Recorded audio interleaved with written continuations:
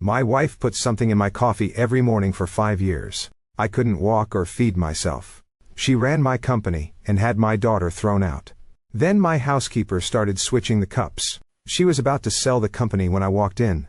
My name is Marcus Hale Whitfield, and for 6 years my wife brought me a glass of orange juice every morning at 7:30, and for the last 2 years of it, a woman named Concepcion Reyes was quietly pouring most of it down the drain before it ever reached my hands.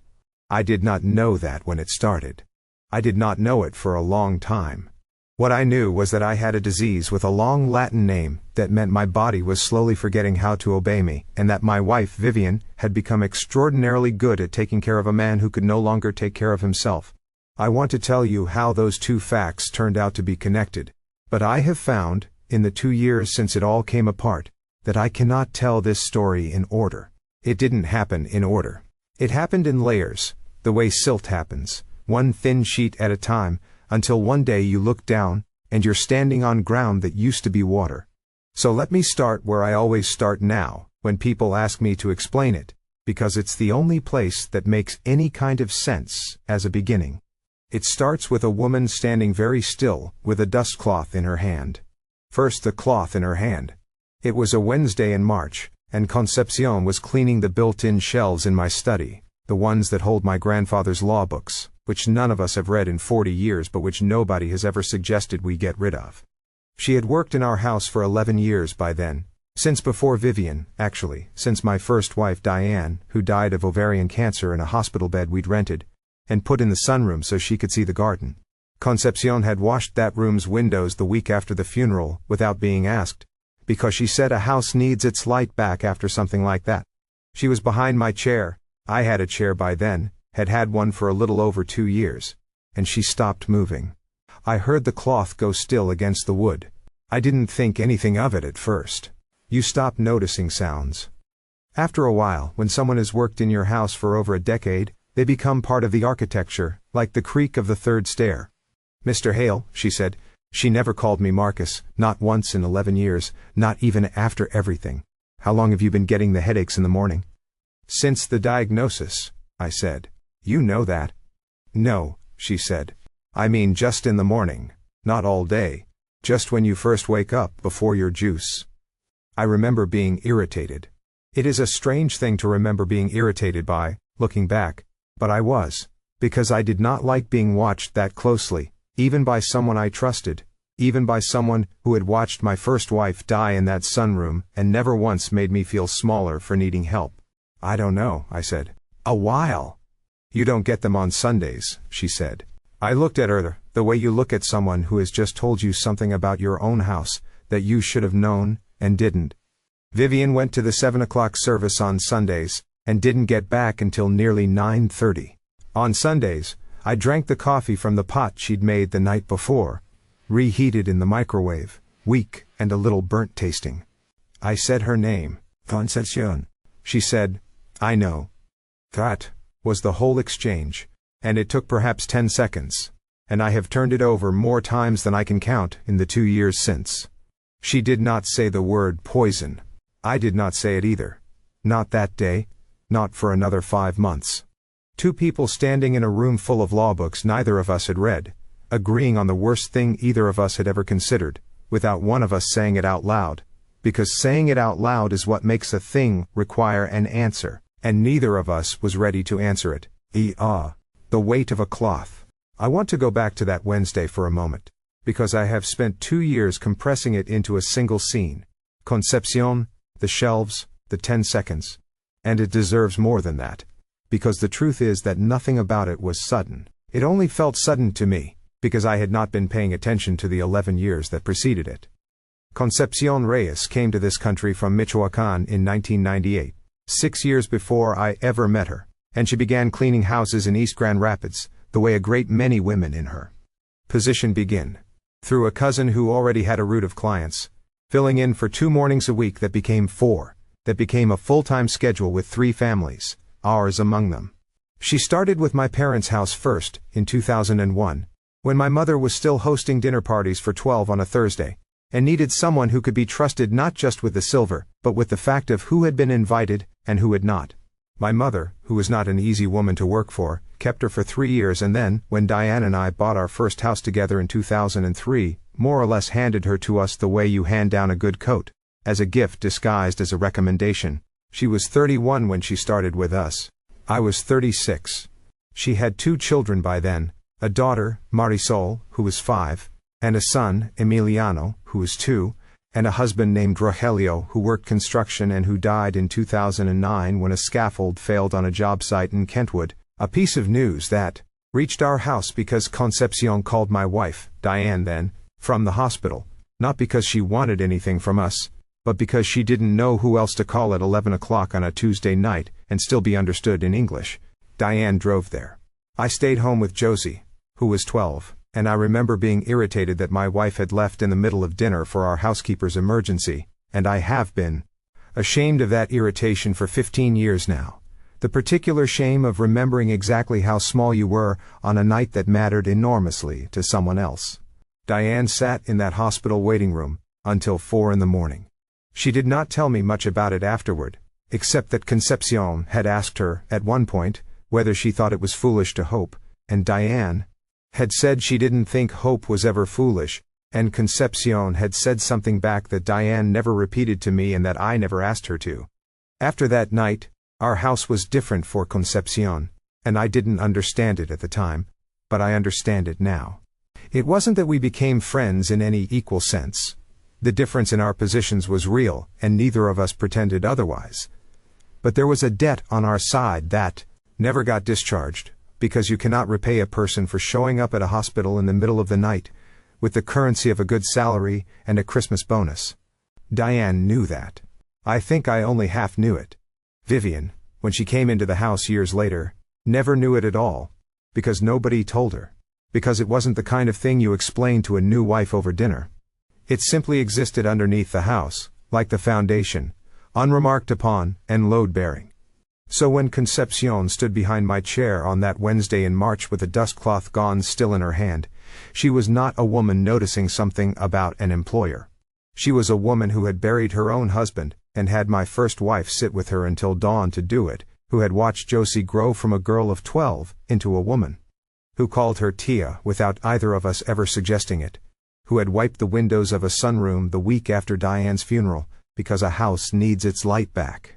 She had 11 years of specific, cellular knowledge of what I looked like at every stage of decline, because she had been in the room for nearly all of them, in the way that the people who clean a house are in the room for almost everything and are asked about almost nothing.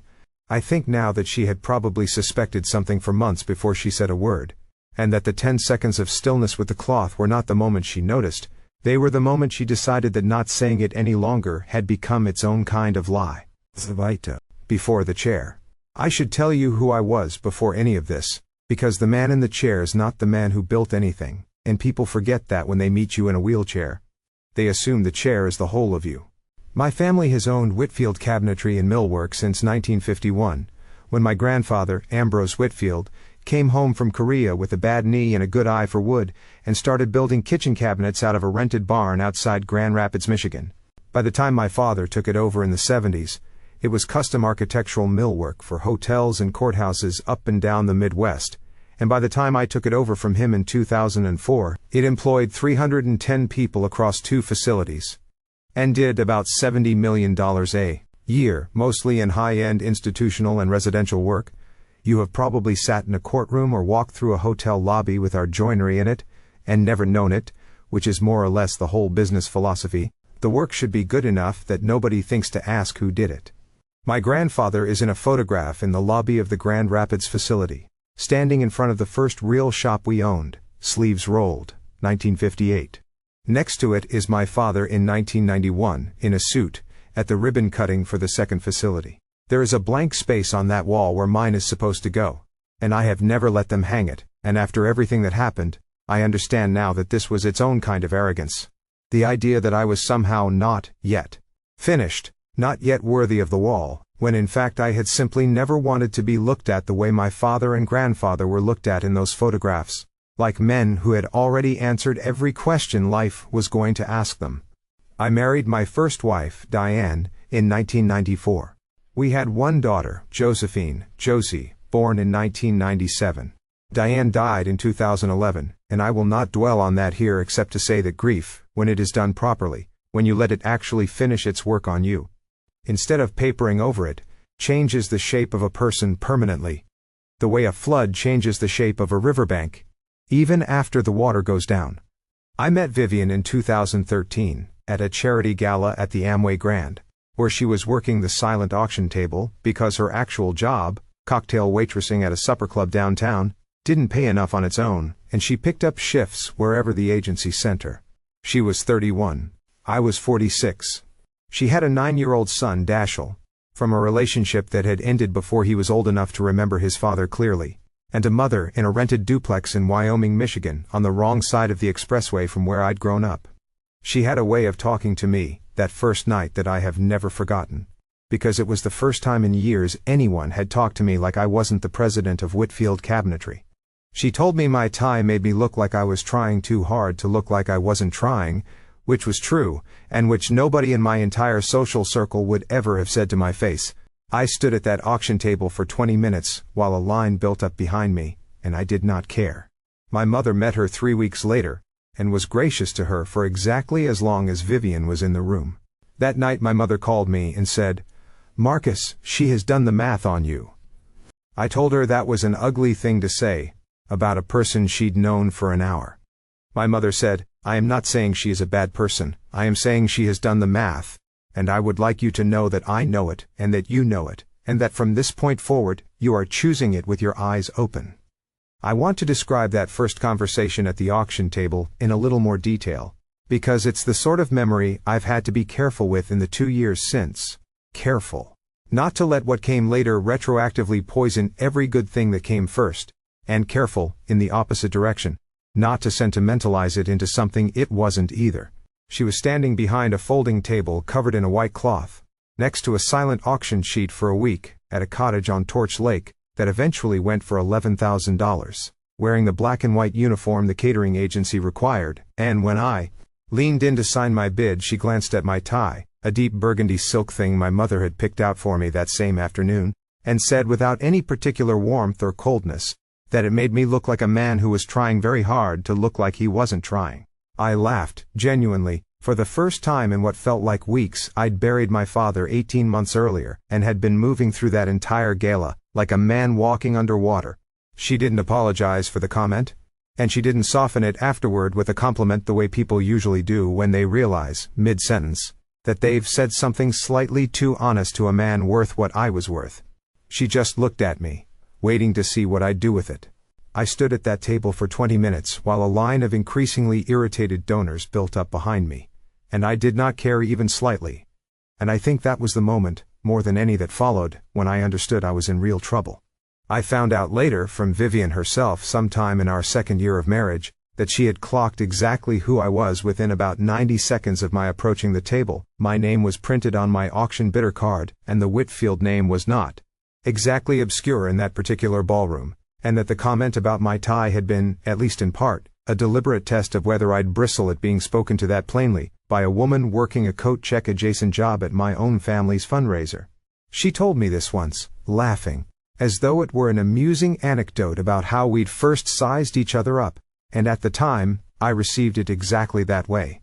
I have gone back to that same story since, in the 2 years after everything, and turned it over from every possible angle, trying to determine whether it was evidence of exactly the calculation my mother warned me about from the very first night, or whether it was simply what it appeared to be at the time. Two intelligent, guarded people, each testing the other honestly, the ordinary opening moves of any relationship between two people who've both been burned before. I have never fully settled on an answer, and I suspect, at this point, I never will. Everyone in my family had a version of that conversation with me. My uncle Alderman, 2 of the board members, an old law school roommate who took me to lunch specifically to deliver the same message, phrased more delicately, and never got another lunch invitation from me again.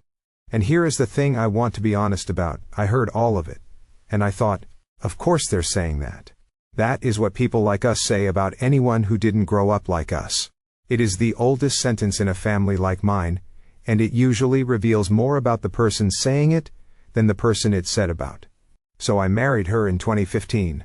There were 300 guests at the Blythefield Country Club, and my mother wore navy and was perfectly gracious all evening, the way she was gracious about everything that had already been decided and could not be undone.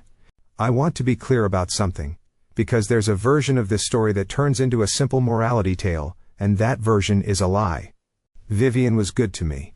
Not tolerable. Not calculating in a way that was obvious in hindsight, if only I'd looked closer. Good. She learned the business, sat in on quarterly reviews for a year without saying much, and then started saying things, and the things were sharp and correct. She got along with the shop floor supervisors at the Grand Rapids plant better than I ever fully managed, because they'd known my father and there was always a little distance between us that I never closed. She was kind to Josie in a way that never once tipped into performance. She drove her to volleyball practice for 2 years when I was traveling. She sat up with her the night she got her acceptance letter to Michigan State. She never once, in 8 years, made Josie feel like a guest in her own house. She was, for a long time, a good wife. Anyone who tells you a person cannot be both good and capable of what came later has simply never watched it happen slowly enough to understand how it's possible. There is a photograph on the landing of our stairs, taken at a company launch event at the Grand Rapids facility in 2016, the year after we married. Vivian is laughing at something out of frame, holding one shoe in her hand because the heel had caught in a floor grate near the loading dock. I never took that photograph down. My cousin Rena, no relation to the family, a nickname the crew at the plant gave her because she reminded an old foreman of his daughter, asked me about it once, years later, after everything, whether I intended to take it down now. I told her I'd get to it. It has been 2 years. It is still there. I am not entirely sure what that means about me, except that I have decided I am allowed not to know yet. She was good to Josie, in ways I did not always see, until I was forced to go back and look for them.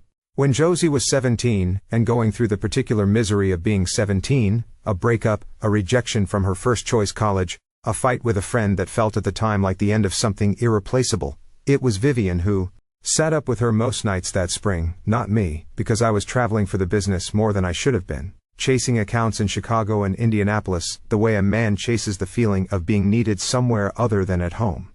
Vivian never once used those months as leverage later. She never said, in the years that followed, after everything I did for her. She simply did it, and let it become part of the ordinary furniture of the house, the way good things sometimes do when nobody thinks to mark them as remarkable at the time. I tell you this, not to soften what she did later.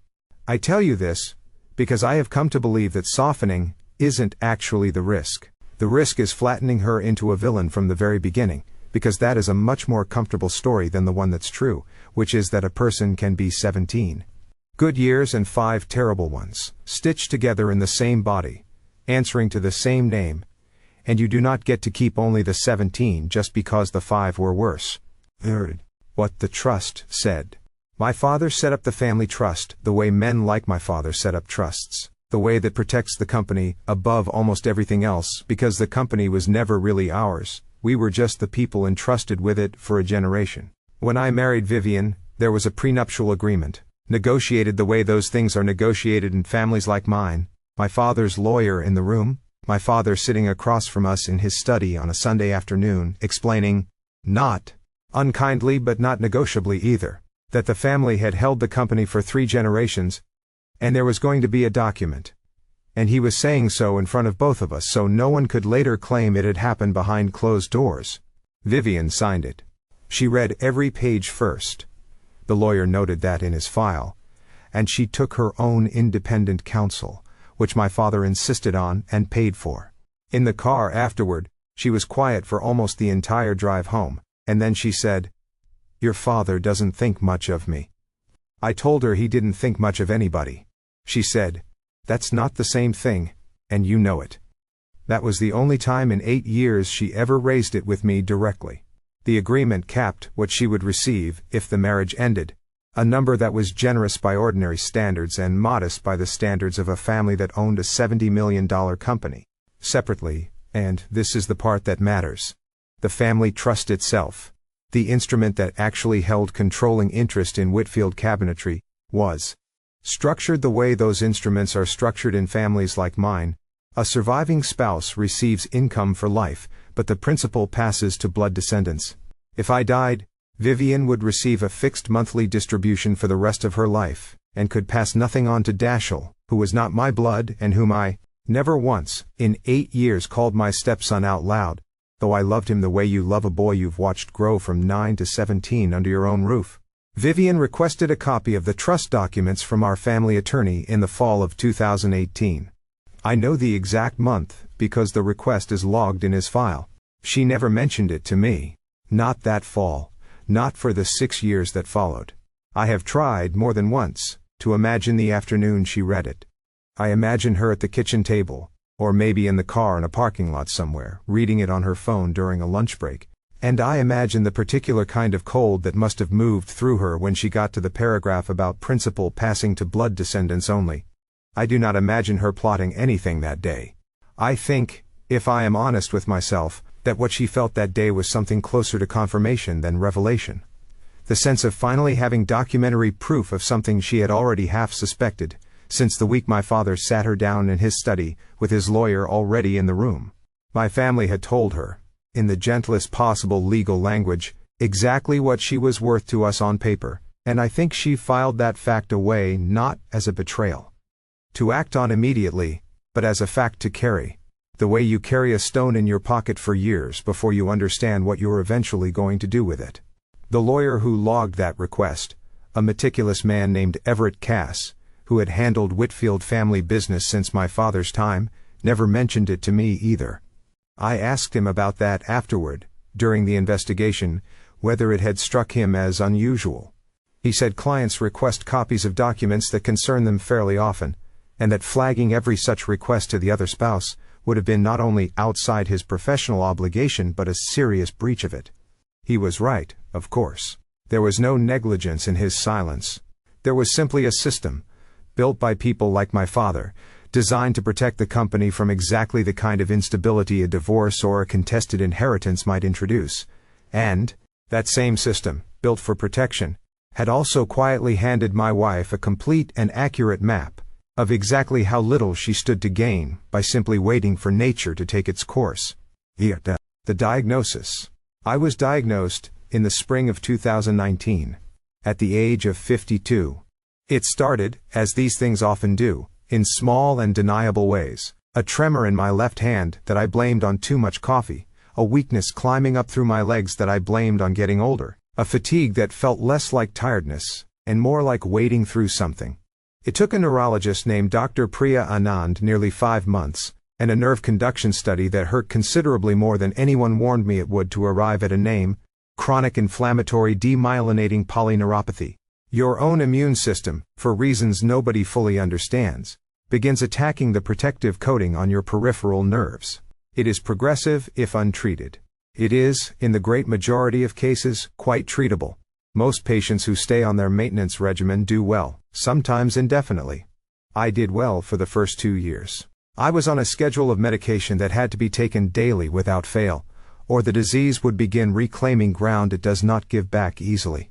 There was a period, early on, when my hands weren't reliable enough to manage the pill bottles myself, and Vivian started filling the weekly organizer on Sunday nights and handing me my doses with my orange juice in the morning.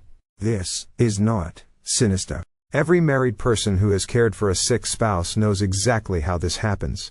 My hands got better within a few months, and by then, it had simply become a thing she did, a small ritual of the marriage, the same as anything else two people fall into out of love and habit.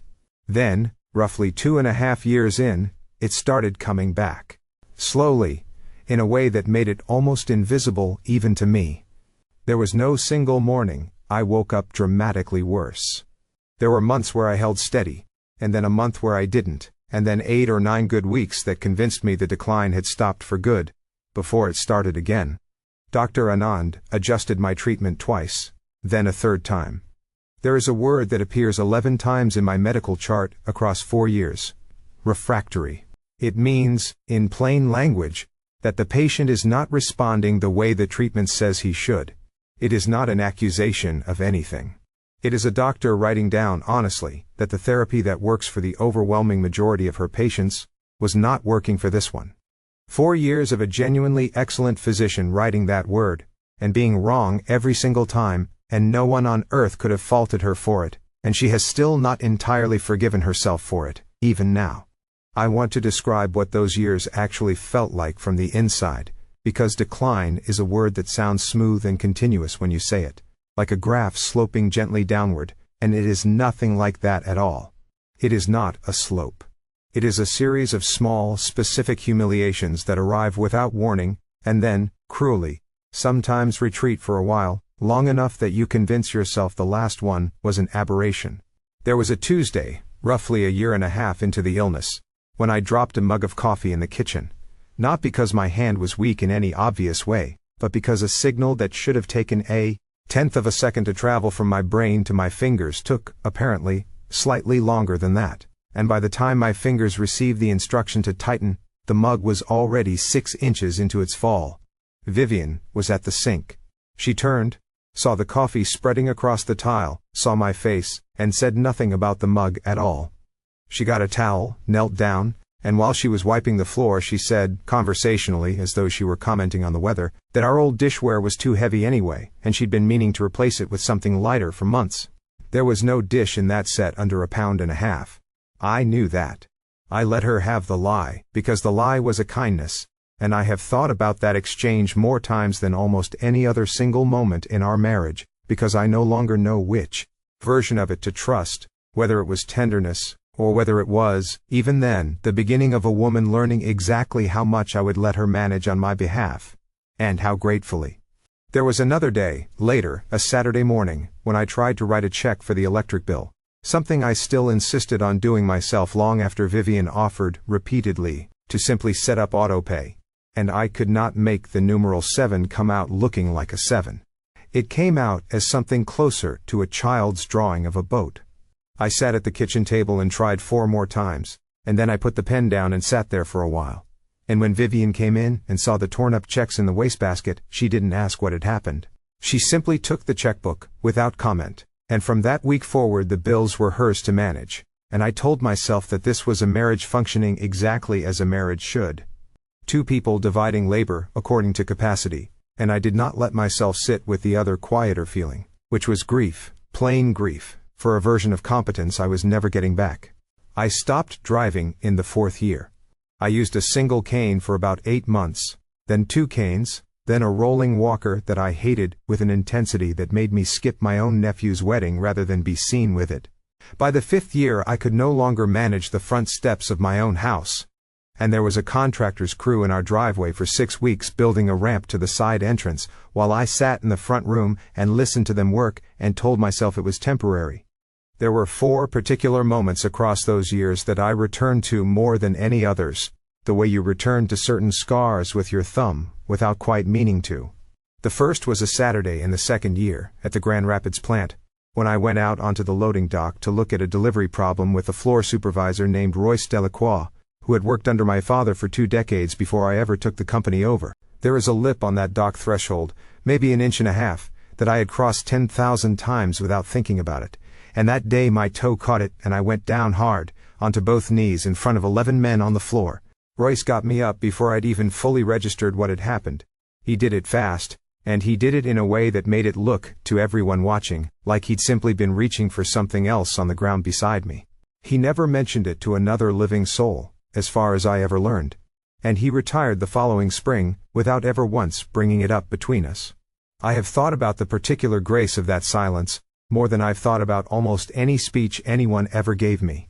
The second was a Thursday evening, alone in our bedroom, when I could not get my own cufflinks fastened for a dinner we were hosting, and I stood in front of the mirror for what I, later timed, out of a kind of morbid curiosity, at 9 minutes, trying and failing, before Vivian came up to find me, and did it for me without a word, and without making me ask.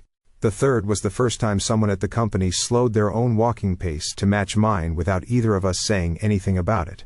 It was a young project manager named Dale Okonkwo Reyes, walking me to a meeting down a long hallway, who simply adjusted his stride around the second turn, seamlessly, the way you adjust for wind. After that, everyone did it. Nobody ever announced the accommodation. It simply became how the building moved around me. the way water moves around a stone in a river without appearing to notice it's doing so. The fourth was my granddaughter's christening, Josie's daughter, born the year before the chair, which I did not attend, and told everyone was because of the drive, which was a lie I don't believe anyone actually believed. The chair came in the 6th year. I was 58 years old. I had run a company with 310 employees, and captained a rowing crew in college, and I could no longer stand up out of a chair without 2 people helping me. And through every one of those years, my wife was there. She drove me to every appointment. She sat in the parking structure at the university hospital for 2 hours at a stretch, reading on her phone, waiting. She learned how to do a physical transfer from wheelchair to bed and back, which is a genuine skill, not an easy one. And she did it 4 or 5 times a day for years, and she strained her back doing it, and never once complained where I could hear it. She was kind to me constantly. That is the sentence that no one can make fit with what came later, and I have stopped trying to make it fit for other people's benefit. She was kind, and she brought me orange juice every morning at 7:30, and she was doing what she was doing the entire time. 4 years into my decline, I signed a durable power of attorney. It was the correct thing to do. Any lawyer would have told me the same. I was declining, there was a company that needed a functioning hand at the wheel, and someone had to be legally empowered to act if I couldn't. Vivian became my attorney in fact. She could vote my shares. She could sign in my name.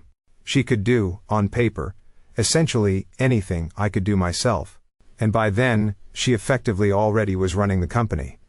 She had been going into the Grand Rapids office 4 days a week for 2 years, sitting at the head of the table in the boardroom that had my grandfather's photograph on the wall behind it, and she was good at it. And the board went along with it, because the alternative was a sick man dialed in on speakerphone, drifting in and out of the conversation. Fifth, the distance, closing. My daughter Josie's visit slowed first, though it would be unfair to say it was anyone's decision exactly. It happened the way most erosions happen, a little at a time, with a reasonable explanation attached to every single inch of it.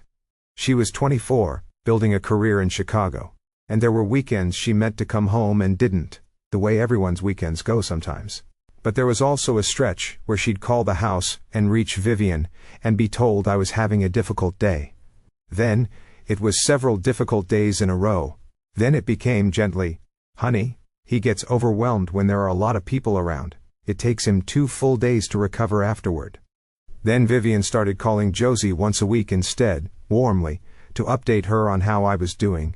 And Josie, 25 now, not wanting to be one more burden on a household already under strain, stopped calling the house directly, and started simply waiting for the weekly update. 3 years before everything came apart, Josie drove up from Chicago and stopped by the Grand Rapids facility to drop off a birthday gift for me, because she knew I had a physical therapy session scheduled in the medical suite that morning. Her badge, the one she'd had since she was 17, didn't work at the security turnstile. The guard on duty, a man named Curtis Boone, who had known Josie since she was in a car seat, looked at his screen for a long moment and then told her, apologetically, that he had a list, and he wasn't able to show it to her. He'd almost certainly been instructed not to. She called her mother's old college roommate from the parking lot, crying, and was told, gently, that families get strange when someone is declining, and that she should try not to take it personally. Everyone had a reasonable explanation. That is how you take a man apart in a country like this. Not with anything dramatic, but with a dozen separate reasonable explanations, delivered to a dozen separate people who never once compare notes with each other. Meanwhile, Concepcion's daughter, a young woman named Marisol who was studying to be a paralegal, had been added to our household staff 2 years earlier, as a part-time assistant, helping with the increasingly complicated logistics of prescriptions, appointments, and paperwork that came with my decline. She had access to the medication cabinet. She refilled the weekly organizer on the Sundays her mother was at church.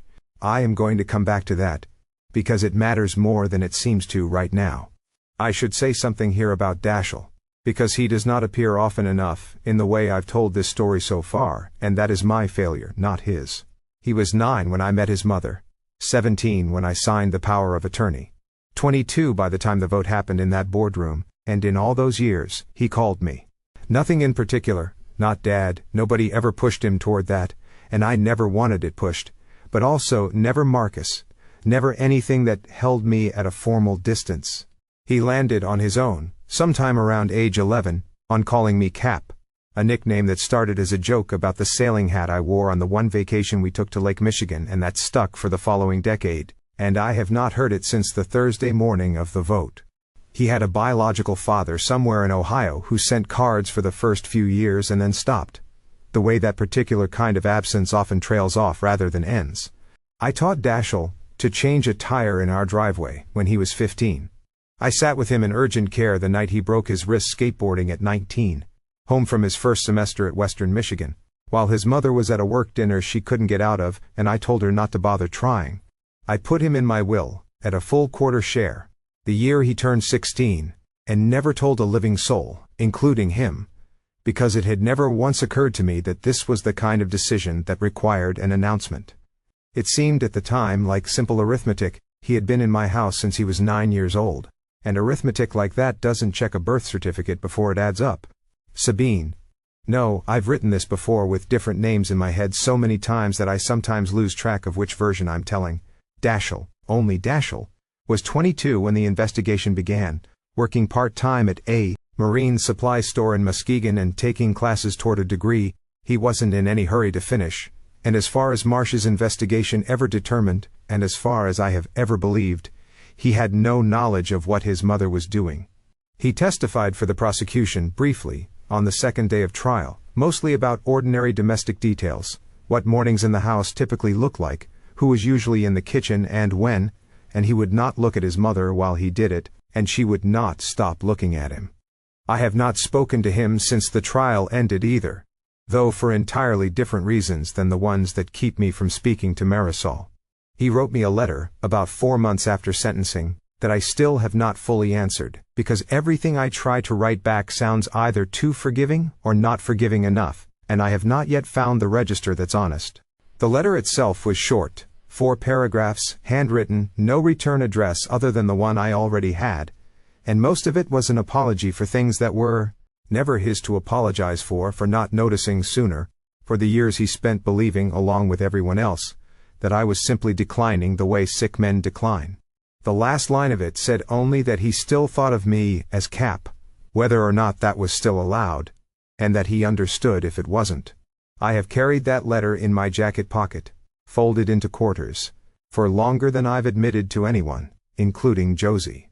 4 days after Concepcion said what she said in my study that Wednesday in March, I did not do anything for 4 days. I want to be honest, that this was not courage, and it was not strategy. I was 58 years old. I could not walk. I could not manage a phone call without assistance dialing. And a woman I had trusted for 11 years had just suggested something to me that, if true, meant my wife was poisoning me, and if false, meant I was a frightened, confused, paranoid man who had let his housekeeper turn him against the woman who lifted him out of bed every morning. What I did, over those 4 days, was test her, though not cleverly. On the Thursday evening I asked Vivian, in an offhand way, whether Dr. Anand had said anything at my last appointment about trying a different medication protocol. I watched her face while she answered. She said Dr. Anand had raised it, and they'd discussed it together and decided against it, given how poorly I'd tolerated the last adjustment. She was completely relaxed. She was folding laundry the entire time she said it. There was nothing there. No flicker. No hesitation, nothing. And that, oddly, is what decided me. Because a woman with nothing to hide, and a woman who has been hiding something skillfully for years, look identical by year 4. I understood, sitting in that chair watching her fold my shirts, that the absence of guilt on her face told me nothing at all. On the 5th day, I said simply, "Do it." Concepcion said, "Do what?" I said, "Whatever it is you already decided to do." She said, "All right." The next morning she was in the kitchen before Vivian came down, already pouring the juice out and starting a fresh one. That was the entire operation. It never became more sophisticated than a woman standing in a kitchen 10 minutes before 7. And it went on, in total, for 18 months.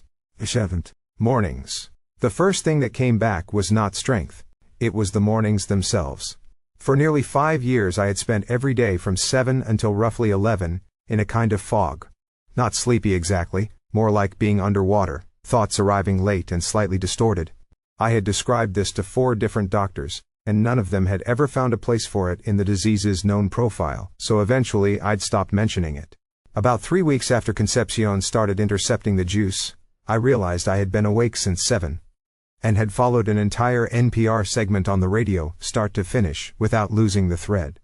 6 weeks in, I picked up a coffee mug with one hand, my right hand, the worse one, and drank from it without spilling, alone in the front room, and I sat there afterward with both hands flat on the arms of my chair for a long time, because if this was working, if this was real, then something I had spent years telling myself was impossible was in fact true, and I was going to have to go back through 5 years and re-examine every single day of it. 11 weeks in, I stood up. Not well. I made it perhaps 4 feet from my chair, holding the back of the sofa, legs shaking so badly that Concepcion had to catch my elbow, and we went straight back down together. She was crying. I was not. I have thought a great deal about that asymmetry since. She sat down on the floor next to the sofa, her back against it, and said something quietly in Spanish that I didn't catch and didn't ask her to repeat, and we stayed there together for perhaps 10 minutes without either of us saying anything more in either language. Then, I sat in my chair and worked through 2 problems. First was that if I told anyone, a doctor, a lawyer, my own daughter, Vivian would know within a day. She held the power of attorney. She spoke directly to Dr. Anand's office. She controlled the mail, the phones, the finances, the calendar. What would I have against that? A housekeeper's suspicion, and a man who felt somewhat better. The second problem was that getting stronger was, by its nature, going to become visible, so I made the decision to remain publicly exactly as sick as I had been. For 7 months, 8. Being sick on purpose. People ask me about that decision more than almost anything else, and the honest answer isn't heroic. Some of it was surprisingly easy, and some of it was very hard. The easy part was that I already knew precisely how to be that man. I'd been him for 5 years. I knew where my hands rested when they weren't working properly. I knew what my face did. I knew how long it took me, genuinely, to formulate an answer to a simple question, and I could reproduce that delay convincingly, because it had been real for so long. The hard part was the physical therapy, because you cannot rebuild a body from a wheelchair without moving, and I could not be seen moving. So it happened between 11 and 1, 4 days a week, in the guest bedroom on the 2nd floor, on the days Vivian was at the Grand Rapids office. Concepcion stood in the doorway where she could watch the driveway. I walked from the bed to the window and back, a distance of about 11 feet, and the first week I could only manage it twice before I had to lie down. Concepcion counted out loud, not for encouragement but because, in those early months, I would lose track of anything held in my attention for more than a few seconds, and the counting kept me anchored.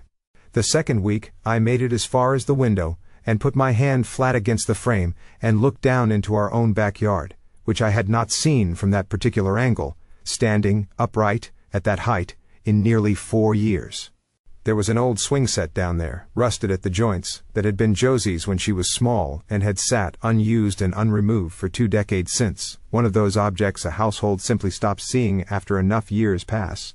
Vivian had mentioned, more than once, that she meant to have it hauled away.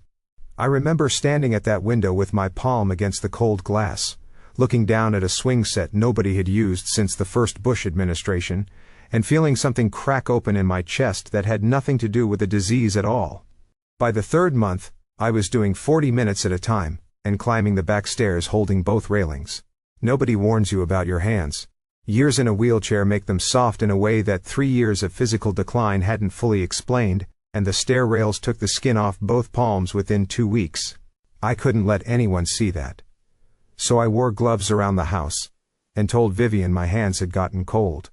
She bought me a second pair, cashmere, left them on the side table with a small note that said for the cold hands, and every evening she came home and asked how my day had been, and I told her it had been quiet.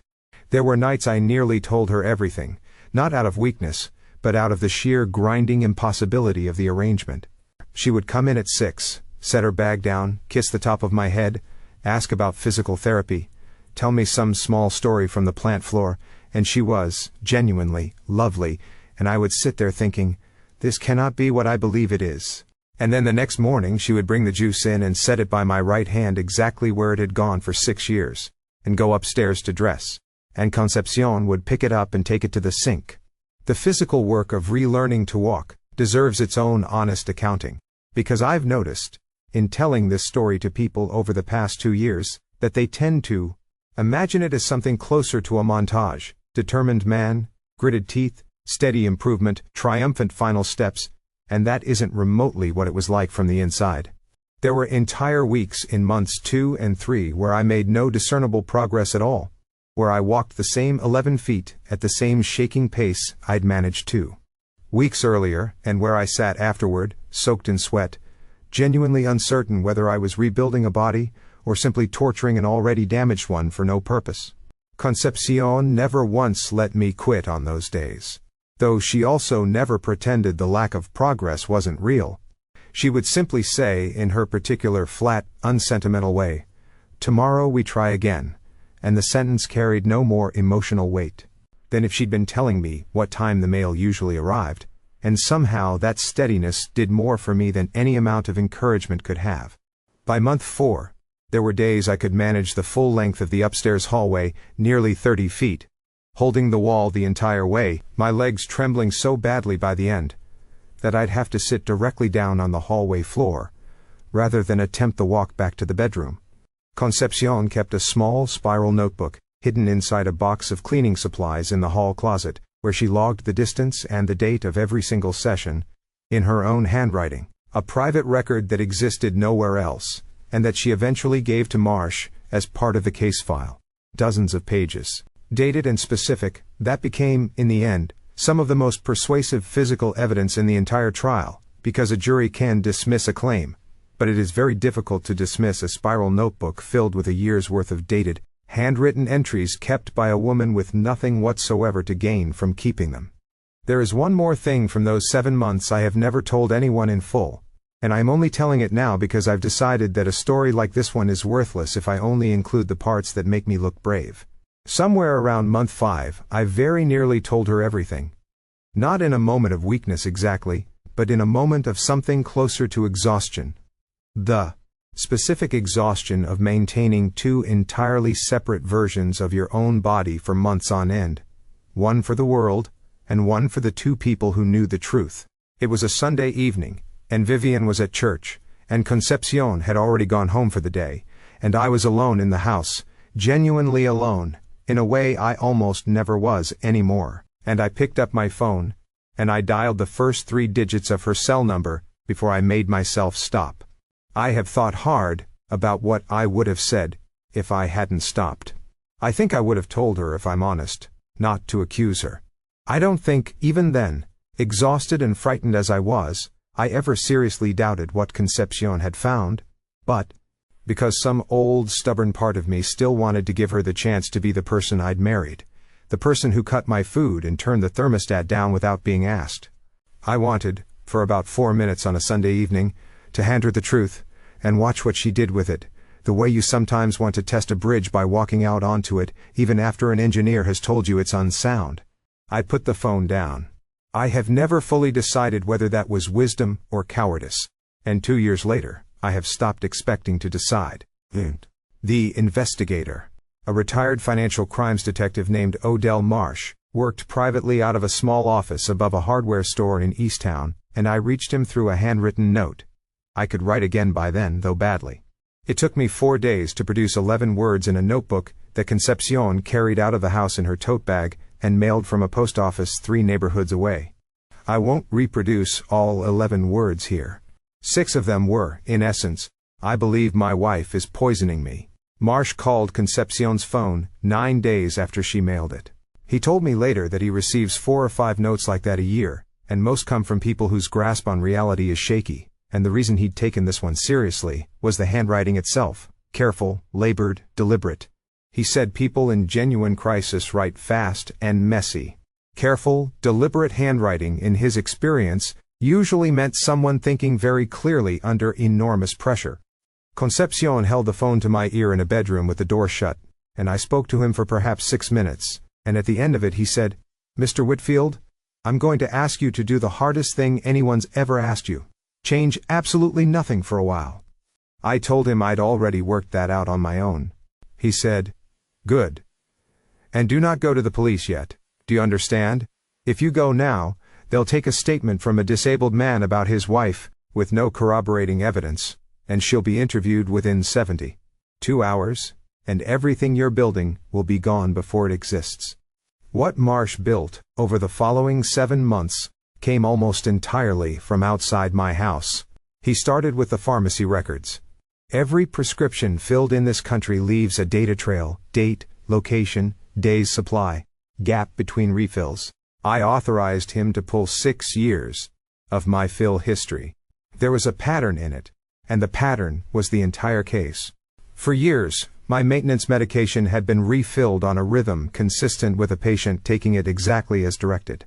Then, beginning roughly 2.5 years in, the gaps had started widening, refills stretching out to 50 and 60 days on a 30-day supply, meaning that for years I had not been receiving anywhere close to what I'd been prescribed. Insurance claims data matched precisely. Dr. Anand had been treating me for years for a disease that was refusing to respond to a treatment I was, in large part, never actually getting. Then Marsh did the thing that turned this from negligence into a criminal matter. He arranged for me to be tested, quietly, at an independent lab in Kalamazoo on a Thursday when Vivian was overnight at a supplier conference in Chicago. Concepcion and Odell Marsh got me out of my own house and into his car, a maneuver that took 22 minutes even with Marsh's size and Concepcion's practiced hands, in broad daylight, in our own driveway. A neighbor walking her dog waved. I waved back. I was in the lab for less than an hour. I have never been as frightened in my life as I was in that parking lot afterward, knowing I would have to hide the bandage in the crook of my arm for 4 days by wearing long sleeves in July and telling Vivian I'd gotten chilled. She turned the air conditioning down without being asked. She noticed I was cold and adjusted the whole house around it. The results came back 11 days later. My medication was present in my blood at trace levels, consistent with someone receiving a small fraction of the prescribed dose. There was a second finding, a common sedating compound, at a concentration with no legitimate medical explanation whatsoever. Nothing I had ever knowingly taken, present in a quantity that a forensic toxicologist would later describe to a jury, in a single sentence, as inconsistent with any accidental exposure. That is the whole of what I'll say about what was in it. The rest belongs to a court file in Kent County, and it can stay there. Then Marsh went and found the money, which is, after all, what a financial crimes investigator actually does, and it's the reason I'm glad I hired one instead of a generalist. Over the 4.5 years she'd held power of attorney, Vivian had moved roughly $1.8 million out of accounts in my name into an entity called Fenwick Ridge Holdings, a Delaware LLC formed 16 months after I signed the POA, of which she was the sole member. She had placed her sister-in-law from a previous relationship on Whitfield Cabinetry's payroll as a strategic consultant at $95,000 a year, with no discoverable work product across 3 years. She had taken a distribution in a year the company hadn't formally declared one. She had refinanced a rental property I owned outright in Ada Township and kept the proceeds. She had, 4 months before Concepcion ever said a word to me, quietly retained an investment bank in Chicago to explore a sale of the company. That last piece is what turned it from theft into a countdown. The company sat inside my father's trust. As long as it remained a company, it was principal, and principal passed to blood only. But sell it for cash, and suddenly the trust would be holding a pile of liquid assets that a trustee, one who by then was effectively taking her direction from my attorney in fact, would be managing, investing, and moving for years to come. She was never going to inherit the company outright. She'd understood that since 2018. But she could liquidate it while I was still alive, and still, on paper, hers. Marsh wrote a single line at the bottom of his final report that I keep in a drawer to this day. Subject's financial interest lies in the principal's continued incapacity, not his death. That is the answer to the question everyone eventually asks me. Why go on for years, instead of simply finishing it? Because dead, I was worth a monthly check. Alive, in that chair, I was worth everything. I want to say something about Odell Marsh here, because he became, over those 7 months, Something closer to a friend than a contractor, in the particular way that people who help you survive the worst period of your life sometimes do. He was 61, divorced twice, and had a way of talking about the darkest material in his old case files, with a kind of flat professional calm that I found enormously steadying, because it told me, implicitly, that whatever I was living through, he had seen versions of it before, and the world had not ended for the people on the other side of it. He told me, one afternoon in his office above the hardware store, about a case from his years with the department, a woman in her 80s in Kalamazoo, whose son had been slowly draining her accounts for 6 years under a similar arrangement, and how the son had gotten away with it for as long as he had for the same reason Vivian nearly had. Because he was the only source of information the rest of the family trusted, and once you control the information, you don't need to control anything else. Isolation isn't a crime you can charge, Marsh told me. But it's the crime that makes all the other crimes possible. Everything else is just bookkeeping after that. He charged me, in total, across 7 months of work, just under $60,000, and told me at the outset that he'd understand if I thought that was too steep for a note written in a shaking hand by a sick man he'd never met. I told him it was the best money I would ever spend in my life, and I have not revised that opinion since. 10th, the vote. The company's longest-serving director, a woman named Harriet Okafor Bell, had sat on our board for 22 years and chaired it for 6. My father had appointed her personally. She'd been fighting the proposed sale for nearly a year, and couldn't stop it on her own. The trust held the controlling votes, and the trust's votes were being cast by my wife, on my behalf, and my wife wanted the deal to close.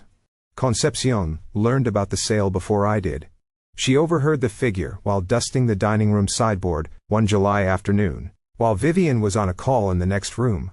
The number was $186 million, and wrote it on the back of a grocery receipt tucked into her apron pocket and handed it to me that evening. She had it 3 weeks before the board packet officially went out.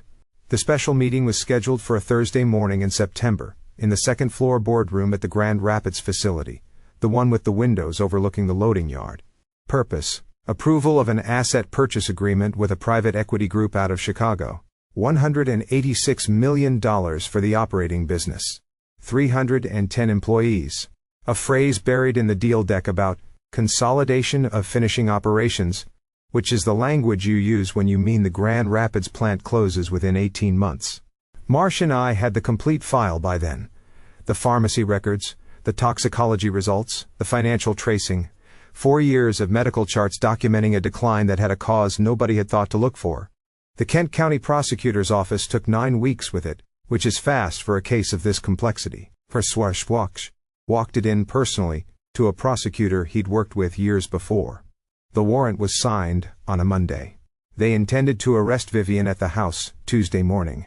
I asked them to wait until Thursday. Marsh told me it was a mistake, that the single worst outcome in a case like this is a defendant with 3 extra days and a bad feeling, and that people run, or worse. I told him she wasn't going to run, because in 5 years she had never once done anything that looked like panic. That was the entire architecture of her. He said, "That's not a reason, that's a bet." He was right. I made it anyway. I asked for those 3 days for one reason. 310 people's jobs were on that table at 9 o'clock Thursday morning, and I was not going to let that vote happen and then try to unwind it afterward through the courts. Wednesday night, the night before, Vivian made dinner. She sat across from me and told me about the deck, and about a director she was worried about, and about how she thought Thursday was going to be a long day but a good one, and she cut my food up because my hands still weren't reliable, in front of her. And I let her. I have been asked whether that was cruel of me, letting her, and I've decided it wasn't, and I've stopped arguing with anyone who thinks otherwise. There was a warrant with her name on it sitting in a courthouse 9 miles away, and she brought me a glass of juice that morning, same as every other morning of our marriage. There is something I need to say about that Wednesday dinner that I have never said in exactly this way to anyone, not even Josie. It was, without any competition, one of the strangest and most vivid experiences of my entire life. Sitting across a table from a woman I loved, whom I had loved for a decade, who I knew with absolute certainty was going to be arrested the following morning, eating a roast chicken she'd made from a recipe her own mother had taught her, listening to her talk about a board director's cold feet with the same warmth and specificity she brought to every ordinary evening of our marriage. I kept waiting, that whole dinner, to feel something clean and simple, rage maybe, or a kind of righteous coldness that would carry me through to Thursday morning. I never found it. What I felt instead was something closer to mourning. Mourning for a woman who was still, in that exact moment, sitting across from me, present and warm and entirely real, and who would not exist in that form again after the next morning, regardless of what a jury eventually decided. I was grieving her while she was still alive and still passing me the salt. She told me that when the deal closed, we should go somewhere. Just the two of us. Somewhere flat, she said, where she could push me along a boardwalk and we wouldn't have to talk to anyone. She meant it. Whatever else was happening inside that woman. She was sitting at our dinner table on a Wednesday night, genuinely looking forward to pushing her husband's wheelchair along a beach somewhere. She asked if I wanted to try to come to the meeting Thursday. I said no. She said all right, and reached across the table and put her hand over mine, the way she had 10,000 times before, and said, "We're almost through the worst of it." I told her I thought so too. 31 feet. Thursday morning. Concepcion dressed me in a suit I hadn't worn in 3 years. It hung on me. There was nothing to be done about that in the time we had. I sat on the edge of the bed while she did the buttons, and I could not catch my breath. Not from the disease, from something else entirely, and I sat there for nearly 4 minutes with my hands on my knees like a man at the end of a race that hadn't started yet. She didn't tell me it would be all right. She said, "Mr. Hale, we're going to be late." Josie drove. I had called her from Marsh's office 2 days earlier. The first time in nearly 3 years she'd heard my voice on the phone without Vivian somewhere in the room, and told her almost nothing except an address and a time, and that she shouldn't come by the house first. She asked me one question: "Are you okay?" I said, "I'm going to be." She was in that car outside the Grand Rapids facility at 8:40 in the morning with both hands on the wheel. And she didn't ask me anything else the entire drive. And when I got out of the passenger seat under my own power, she made a sound I'm not going to try to describe. The meeting started at 9. I know how the first several minutes went, because 7 different people have since told me. Vivian opened. The buyers presented for roughly 20 minutes. Harriet asked 3 sharp questions in a row about the finishing operations language, and didn't get an answer she liked. At 9:41 they moved toward the vote. Josie walked me to the boardroom door, and stopped. I said, "Wait here." She said, "No." I said, "Josie, wait here." She said, "I've waited 3 years," and opened the door for me. I walked in at 9:42. The door at that end of the room is heavy, and makes a sound when it opens. And it made that sound, and I walked the length of that table, 31 feet, I've measured it since, and nobody said a word. That's the part people don't believe when I tell them. There was no gasp. Nobody stood up. 11 people at that table watched a man they had all been told for years could barely sit upright walk 31 feet across a boardroom, and the room made no sound at all. I looked at Vivian. Her hand was flat on a page of the deal deck, and she didn't move it. Her face did something I have never seen on another human being before or since, and I still don't have the vocabulary for it. It wasn't fear, exactly. It was arithmetic. I watched my wife of 8 years work out, in real time, over about 4 seconds, what she could still salvage. I didn't make a speech, for I handed the corporate secretary a notarized revocation of the power of attorney, executed 8 days earlier, and stated that as of that document, my wife no longer had authority to vote my shares or act on my behalf in any capacity, and that I was personally voting against the transaction, and that the meeting could proceed however the chair saw fit. Harriet Okafor Bell stood up out of her chair, like she'd been waiting a year to do exactly that. "The transaction fails," she said. And then 2 detectives came through the same door I'd just come through, and one of them said my wife's full name, as a question, and she said, "Yes." They arrested her at that table, in front of the board, in front of the buyers, in front of the water out the window, and 310 people working downstairs who wouldn't learn any of it until the second shift came in. I've since talked to a number of the floor employees about that day, what it was like, hearing secondhand, over the course of an afternoon, that the woman who'd been effectively running their company for 2 years, who'd sat in on safety briefings and signed their holiday bonus checks, had been led out of the building in handcuffs that same morning. Denise Alvarez told me she heard it from a line supervisor around 2 o'clock, and didn't believe it until she saw a news alert on her phone during her break, and that her first reaction, before anything else, was worry for me specifically, not curiosity about the scandal, just a plain, immediate worry about whether the old man in the wheelchair who used to nod at her in the hallway was going to be all right. I did not know, until she told me that months later, that anyone on the floor had ever particularly noticed me at all, back when I was still someone they mostly saw being wheeled past on the way to a meeting. It is a strange thing to learn, in the wreckage of your own marriage, that you were more visible to people than you'd assumed. One of the detectives read her the charges aloud, which they aren't required to do, and which I believe he did on purpose, and I watched 11 people at that table hear it, and then turn to look at me, standing at the head of the room in a suit that didn't fit. She didn't resist. She didn't raise her voice. She stood and put her hands behind her back before anyone asked, which is something I've thought about often since, and she looked at me the entire time. She said one thing on her way out. "How long?" I said, 18 months.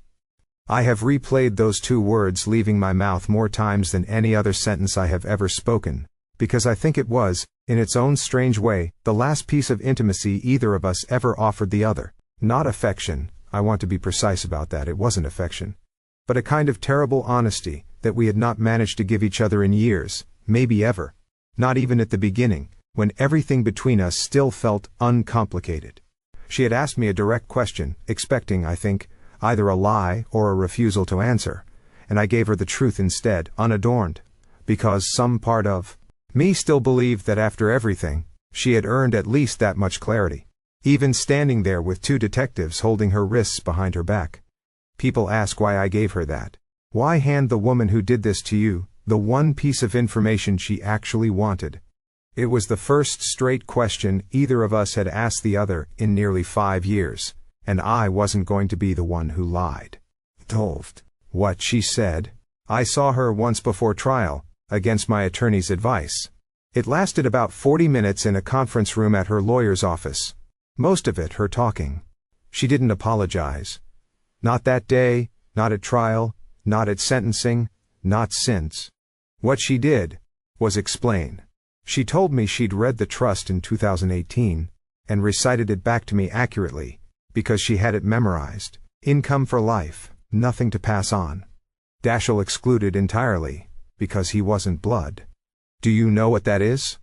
She said, years of being part of this family, and then I'm a woman on an allowance, and my son gets a card at Christmas. She told me about her own mother, who died in that rented duplex in Wyoming.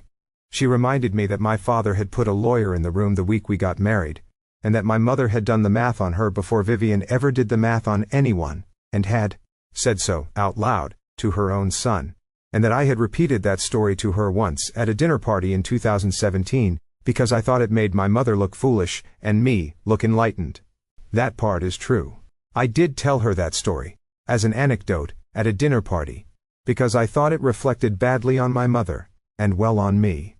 I did not know, sitting there in that conference room years later, that I was handing her something she would carry for 6 years, and hand back to me exactly like that, word for word, with 2 attorneys taking notes. She said, "They decided who I was in 2013, and I spent years being better than that, and it changed nothing." And then she said the sentence the prosecutor eventually read aloud to the jury, because I wrote it down in the car afterward and gave it to them. "I wasn't taking anything from you, I was making sure I wasn't left with nothing." Every factual claim in that speech was accurate. She had read the trust correctly. She had read the prenup correctly. Her mother had died in a rented house. My mother had said that sentence, and I had repeated it like it was funny. I did not tell her, in that room, about the will. I sat there for 40 minutes, and let her recite the arithmetic of her own life, accurately, and I did not say the one sentence that would have taken the floor out from under all of it. I have asked myself many times since why I withheld it that day, when I ultimately did tell her, months later, at the prison.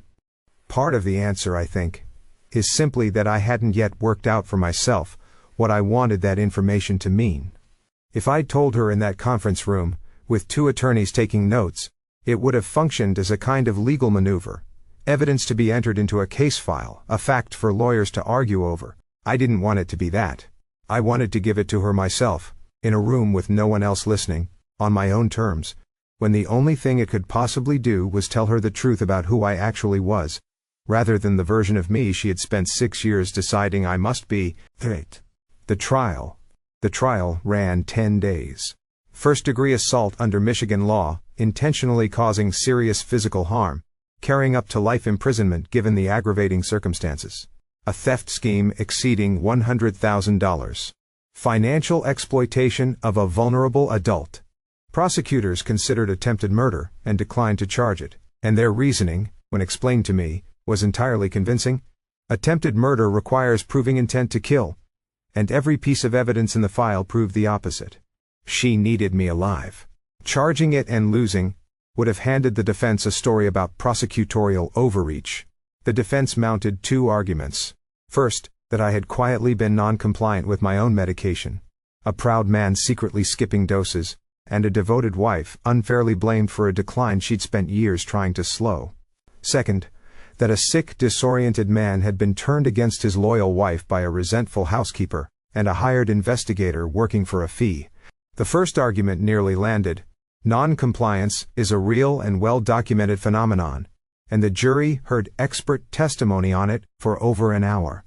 What broke it was the second toxicology finding, the sedating compound with no innocent explanation. A man can decline to take his own medicine. He cannot, unknowingly, administer to himself for years something he has no idea he's taking.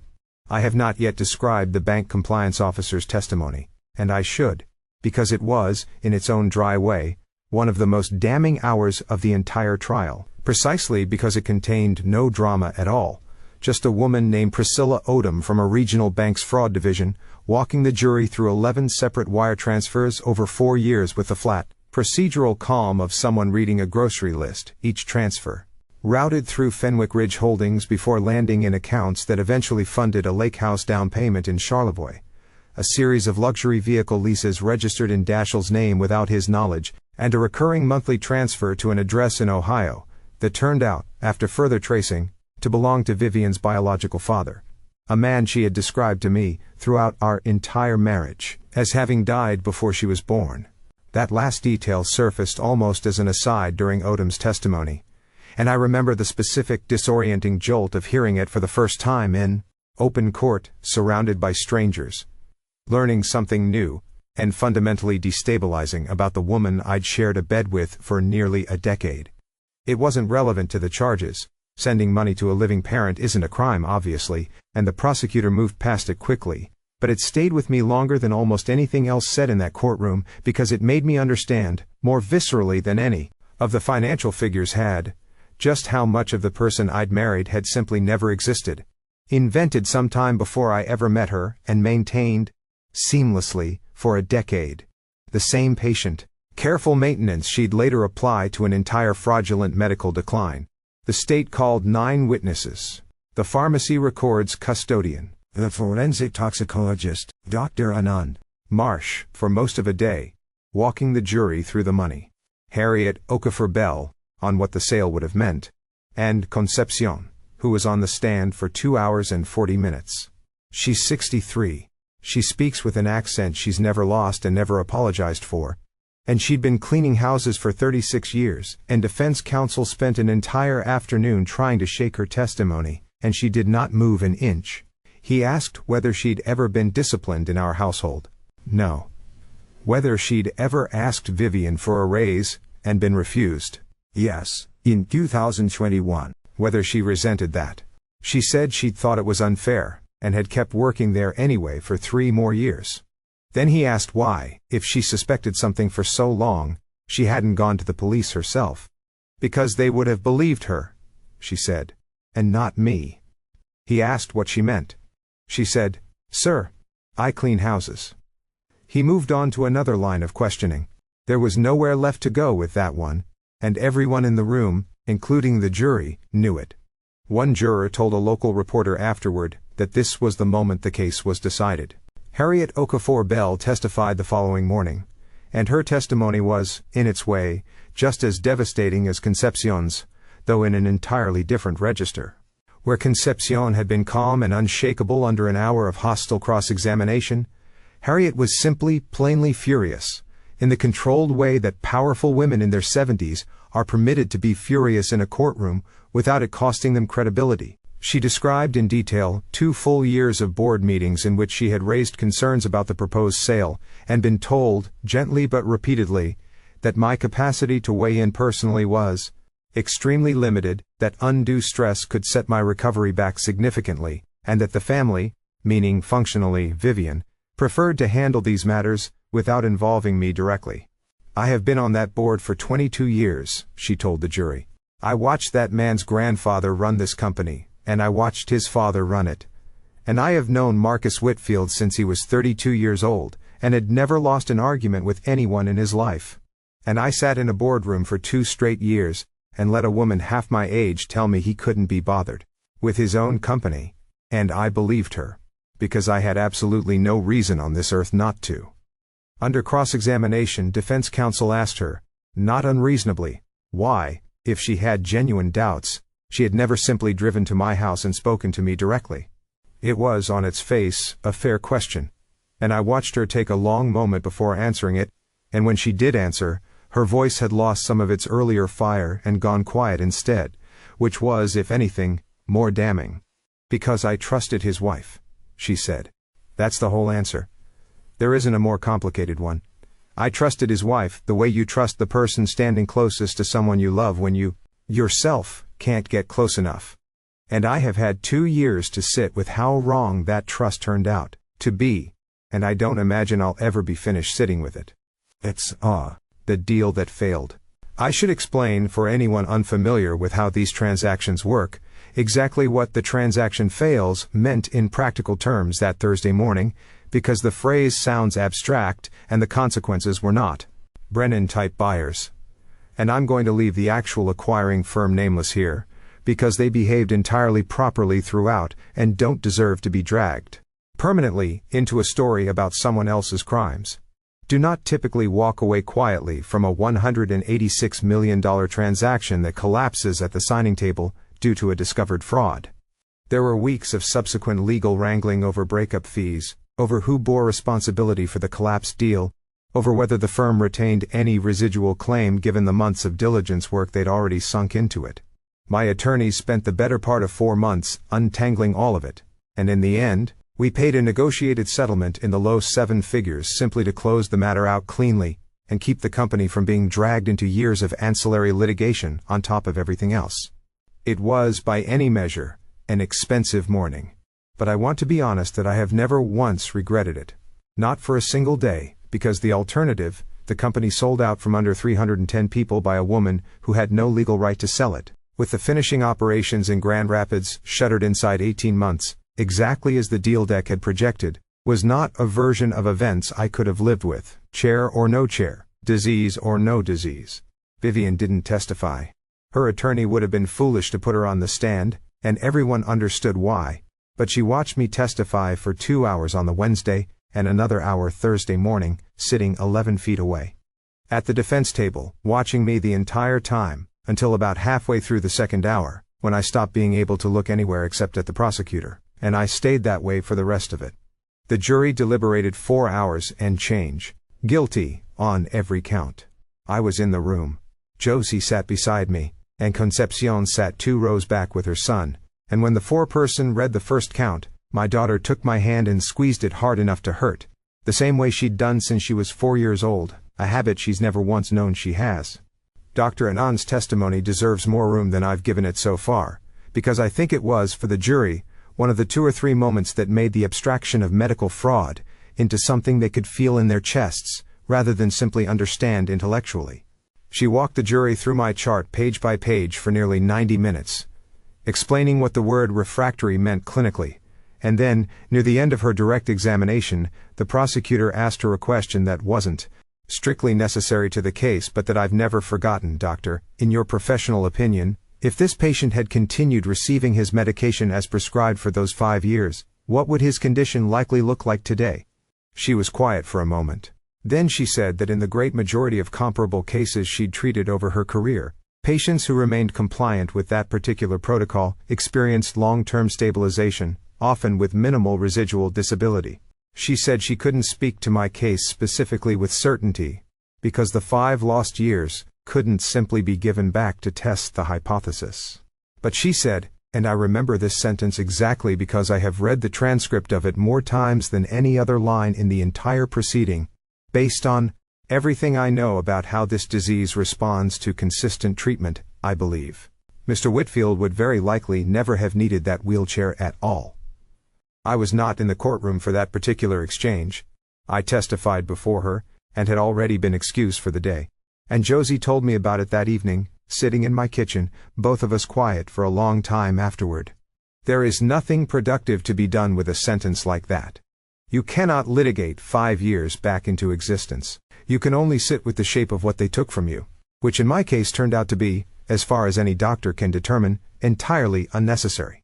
At sentencing, the judge said something I've since read in the transcript, more times than I'd like to admit. She said that in over 2 decades on the bench, she'd seen a great deal of violence, and that most of it took a matter of seconds, and that this had taken years and required the defendant to wake up every single morning and choose it again. 28 years. She'll be in her mid-80s when she's eligible. I did not give a victim impact statement. The prosecutor asked twice, and I told her I had nothing to add that wasn't already in 10 days of testimony. Josie wrote 2 pages, read, standing up, and I'm not going to repeat any of it here, because it belongs to her. VDA. What the money could not buy back. There's a category of loss in a case like this that never makes it into a courtroom, because it isn't the kind of thing that can be quantified by a forensic accountant.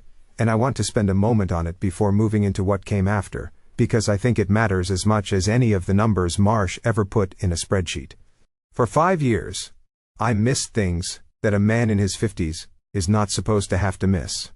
I missed my nephew's wedding, not because I chose to in the end, but because the version of myself I believed I was.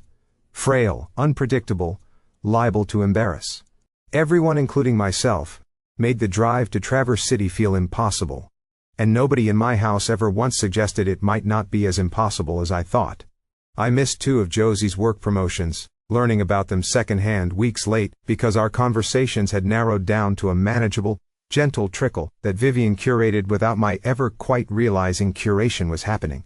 I missed watching my granddaughter learn to walk, an event that happens exactly once and that I only know about now from videos on someone else's phone, videos I have watched perhaps 40 times since, trying to locate myself somewhere in the room they were filmed in, and never finding myself there, because I wasn't. You cannot get any of that back. Marsh's 61-page report accounted for every dollar down to the cent, and it is a genuinely remarkable piece of forensic work, and it did not and could not account for a single one of those afternoons.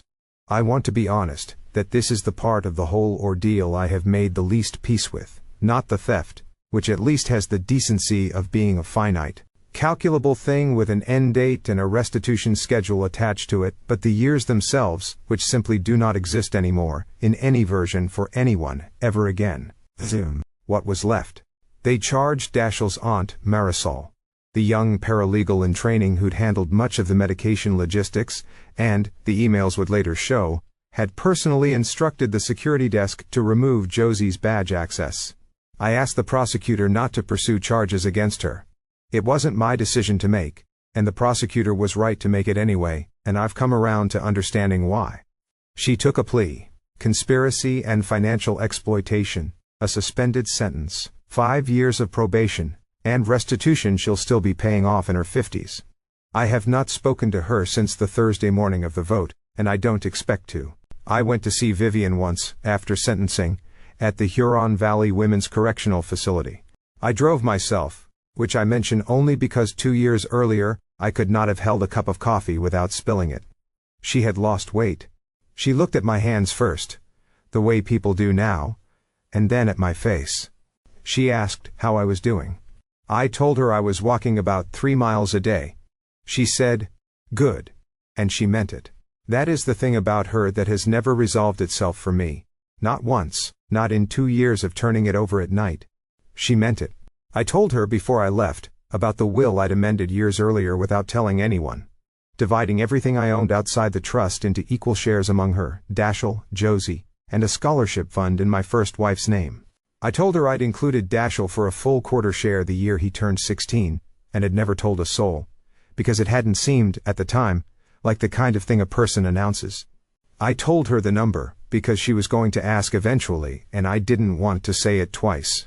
She didn't react to the figure the way people expect. Numbers that large stop being money after a certain point, and start being something closer to weather. Then I said, "You read the trust in 2018 and never once asked me about it. If you had asked me, even once, in 6 years, I would have told you." She didn't say anything for a while. Then she said one word, my name, and nothing behind it. I stood, pushed my chair back under the table, and left. I have not been back. 15. After Concepcion no longer cleans our house. She didn't want to stop, and it took me nearly 4 months to convince her. I purchased the small house on Franklin Street she'd been renting for 18 years and put it in her name outright. No mortgage, no strings, nothing clever about the structure. There's a fund that pays her the equivalent of her old salary, plus the raise she was denied in 2021 backdated for the rest of her life. She fought me on all of it, sitting at my own kitchen table telling me she hadn't done any of it for a reward. I told her I knew that. She asked why I was doing it anyway. I said, "Because I can." She said, "That isn't a reason."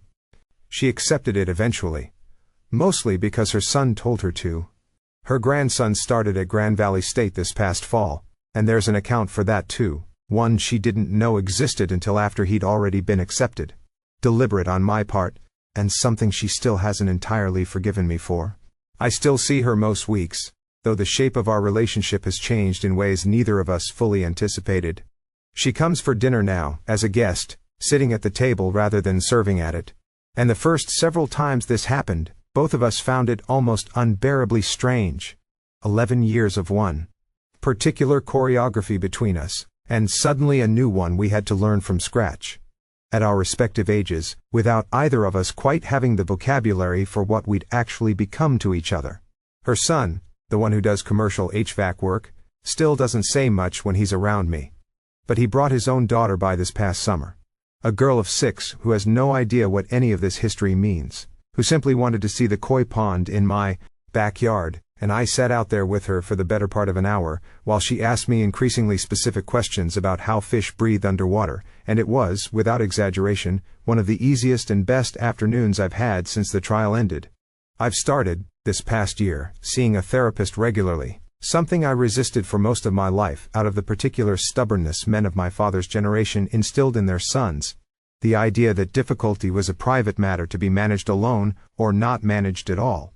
Her name is Dr. Renata Okuosa, and our sessions are, more often than not, less about Vivian directly than about the specific, disorienting task of learning to trust my own judgment again, after discovering that my judgment had been wrong, catastrophically and for years, about the person closest to me in the entire world. She has a phrase she uses often that I've found myself repeating to Josie, to Harriet, even once to Concepcion, who received it with the particular patient skepticism she reserves for anything that sounds like it came out of a book. Being deceived does not mean you are a poor judge of character. It means someone worked very hard, for a very long time, specifically so that you wouldn't be able to tell. I don't know that I've fully absorbed that sentence yet. I say it to other people more easily than I believe it about myself, most days. But I keep saying it, and I've been told that's usually how belief eventually arrives. Not all at once, but through repetition, the same way Concepcion counted out 11 feet in a bedroom, until a number that once felt impossible stopped feeling like anything at all. Josie lives 20 minutes from me now, in East Grand Rapids, and comes by 2 or 3 times a week. She was angry for a long time, and never once at me, angry at herself for having believed it, for the years of accepting that today was simply a difficult day. I told her the truth, that she'd been a young woman lied to by an expert, and that the entire medical establishment of West Michigan had been fooled by the same woman for years, and if a board-certified neurologist with nerve conduction data couldn't see it, a 25-year-old with a job in Chicago was never going to. That helped some. Not all the way. Some things don't go all the way. There's a specific conversation with Josie I keep returning to, from maybe the third month after the trial ended, when we were sitting on my back patio, and she asked me, without any real preamble, whether I thought she should have simply shown up at the house one day, uninvited, badge or no badge, and demanded to see me in person, rather than accepting years of second-hand updates. I told her that I understood exactly why she was asking, and that the honest answer was, I didn't know, that there was no version of hindsight generous enough to tell either of us with certainty what a single unannounced visit 3 years earlier might or might not have changed. What I did tell her, and what I believe more firmly the more time passes, is that the failure in this story does not belong to the people who were lied to. It belongs entirely and only to the person who did the lying. And every single day I spend distributing blame elsewhere. To a security guard following instructions, to a board that trusted the wrong person, to a daughter who did exactly what any reasonable daughter would do when repeatedly told her father was having a difficult day, is a day I spend protecting Vivian from the full weight of what she actually chose to do. I still have the disease. It hasn't gone anywhere. And it isn't going to. But treated properly, actually properly, for the first time in years, it does exactly what the doctors always said it would do. Dr. Anand testified for the prosecution, and has apologized to me twice since. And I've told her twice there's nothing to apologize for. I don't think she'll ever fully accept that. I go to the Grand Rapids plant on Tuesdays now, and I walk the floor, and I let people tell me about their work for as long as they want to talk, standing there while a foreman explains a finishing defect for 20 minutes past when he needs to. I spent 3 years in that chair while people talked over me, around me, and about me, kindly, almost universally kindly, and I wouldn't wish that particular kindness on anyone. Harriet still chairs the board. She's talked twice now about stepping down, and both times a majority of the other directors, myself included, have talked her out of it. Not out of sentiment, but because I genuinely do not believe the company would have survived what happened without her particular combination of stubbornness and institutional memory. We've added 2 new board seats since the trial, both filled by outside directors, with no personal history with my family at all, a deliberate decision on my part, because I have come to believe that an organization can become dangerously insular, even with the best intentions in every individual room, simply by virtue of everyone in those rooms having known each other for too long to ask hard questions of one another. Dashiell Okafor Bell's oldest grandson, I mention this only because it still amuses Harriet enormously, started as a summer intern in our finishing department 2 years ago, and had no idea for nearly a month that the elderly man who kept stopping to ask him detailed questions about lacquer curing times was the company's chairman emeritus. Harriet finally told him, and he apparently turned an alarming shade of red, and apologized for something he had no reason to apologize for. I've told this story to almost everyone who'll listen, because it's one of the only genuinely funny things that's happened to me in 2 years, and I've learned to hold on to the funny things with both hands now. The way you learn to hold on to anything you're not sure will still be there tomorrow. I completed a charity walk downtown this past April. 6,000 participants, a route along the river, nothing especially grueling for anyone else on that course, and it took me most of the morning, and I finished it, and there is a photograph from that day, taken by a stranger who didn't know my history at all and simply thought an older man crossing a finish line looked like a nice picture, that I have since had framed and hung in my study, not far from the shelves Concepcion was dusting the day she stopped moving. I walk about 3 miles most days now. I still have the disease, and it isn't going anywhere, but treated properly, actually properly, consistently, for the first time in years, it does exactly what physicians like Dr. Anand always said it should do, which is very little, most days, if you let it. Diane, again. I have not spoken much in this account about my first wife Diane beyond her death, and I want to correct that before I finish, because in the strange arithmetic of grief, everything that happened with Vivian has forced me to go back and re-examine my marriage to Diane as well, in ways I didn't expect.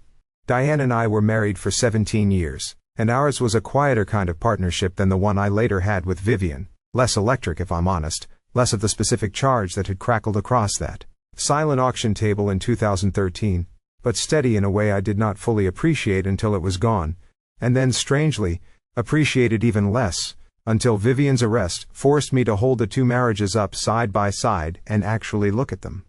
What I've come to understand, sitting with both marriages at once, is that Diane never once, in 17 years, managed information about me.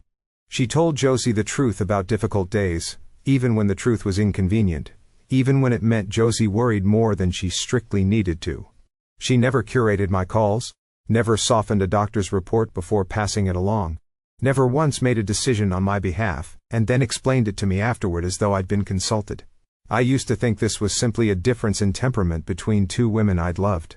I now think it might be the single most important difference between a marriage built on control and one that wasn't, and I did not have the vocabulary to see that difference clearly until I'd lived on both sides of it.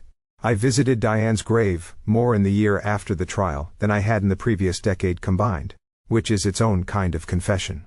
I don't know exactly what I was looking for out there, sitting on a folding chair I kept in my trunk for the purpose, except perhaps some version of accounting, a chance to tell her, in the only way still available to me, that I understood now, more fully than I had while she was alive, what an uncomplicated kind of loyalty actually costs a person to give, freely, without any hidden ledger running underneath it.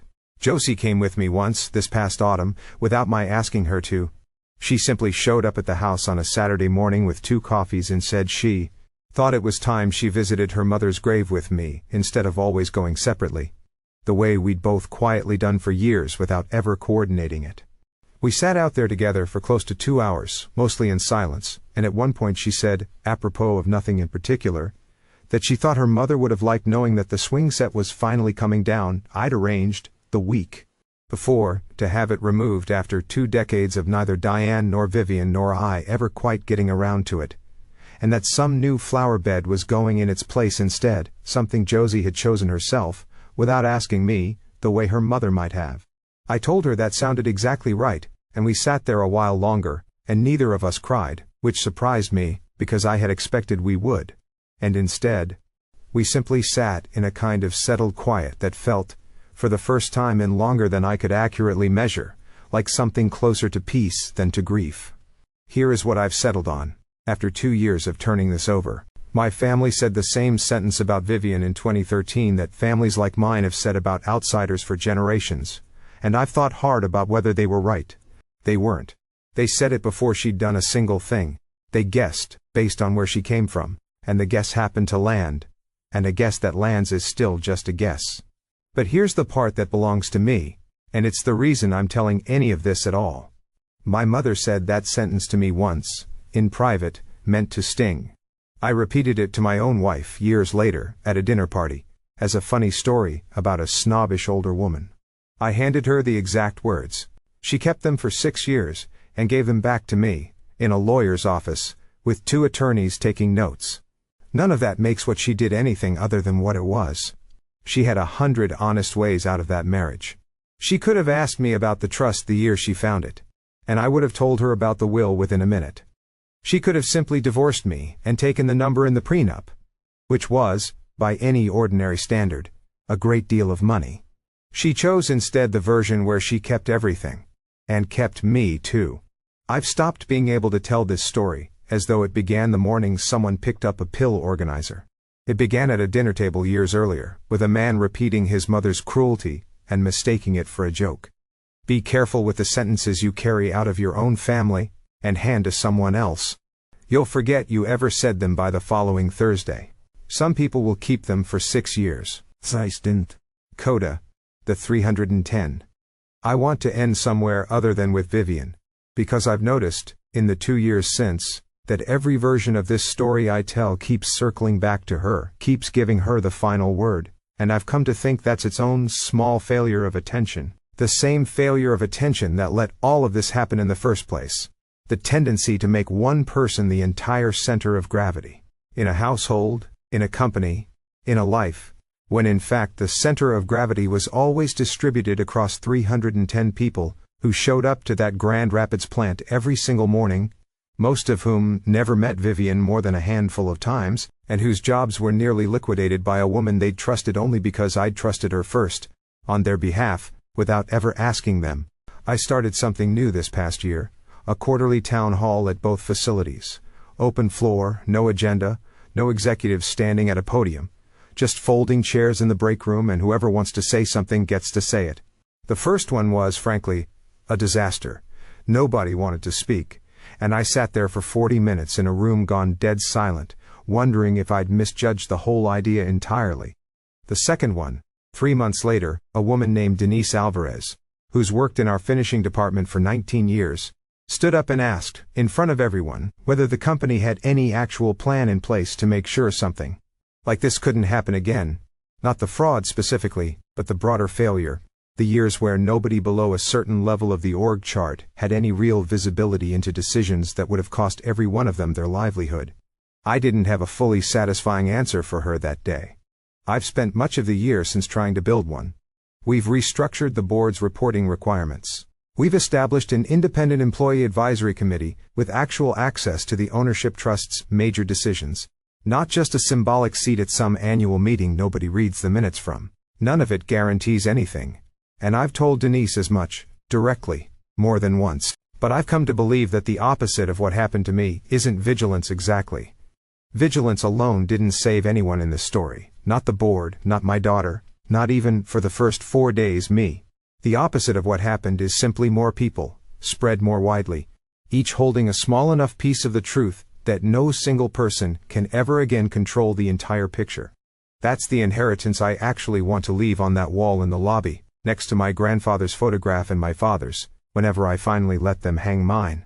Not a portrait of a man who survived something terrible, though I suppose I am that. A portrait of a man who understood, too late but not too late to matter, that the strength of a family, or a company, or a marriage, was never supposed to run through one door. It was always supposed to run through as many as the house could hold. I had a photographer out to the Grand Rapids plant 2 months ago finally for that third portrait. My grandfather in 1958 with his sleeves rolled, my father in 1991 in his ribbon-cutting suit, and now, at last, a picture of me.